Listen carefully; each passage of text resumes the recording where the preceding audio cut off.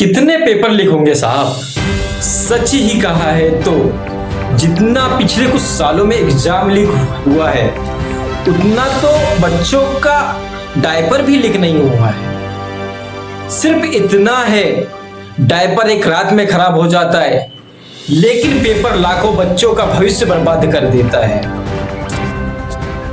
आज सवाल सिर्फ महाराष्ट्र के टीईटी परीक्षा का नहीं है, सवाल पूरे देश की परीक्षा की व्यवस्था का है। सवाल है कि आखिर कब तक मेहनत छात्र माफियाओं के आगे हारते रहेंगे। महाराष्ट्र टीईटी परीक्षा की शुरुआत 28 जून को महाराष्ट्र में टीईटी परीक्षा होनी थी। करीब 4,28,000 उम्मीदवार इस महीने से तैयारी कर रहे हैं, लेकिन पेपर से पहले ही पुलिस ने छापा मारा।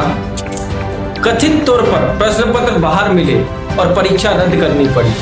सोचिए, जिन व्यक्ति ने कल बच्चों की ईमानदारी सीखी थी आज उन्होंने परीक्षा की बेईमानी पर शिकार हो गए। यह पहली बार नहीं हुआ है।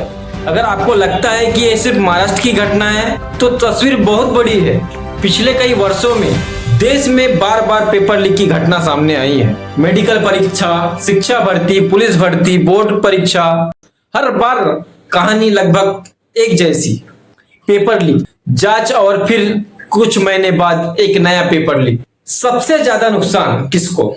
सबसे ज्यादा नुकसान उस बच्चे को जो गांव छोड़कर शहर में कमरे से लिया, कोचिंग की फीस भरी और फिर एक दिन पता चलता है किसी ने लाखों रुपए देकर वह पेपर खरीद लिया है। उस मेहनत की कीमत कौन लौटाएगा? सिस्टम की दिक्कत कहां है?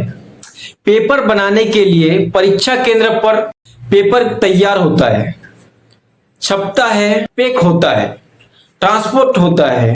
अगर इसमें सिर्फ एक कड़ी कमजोर है तो वह है सिस्टम। आज तकनीक मजबूत है, डिजिटल स्कैनिंग है, बायोमेट्रिक सिस्टम है, लेकिन सवाल एक ही, पूरी तरह से लागू क्यों नहीं हो जाता?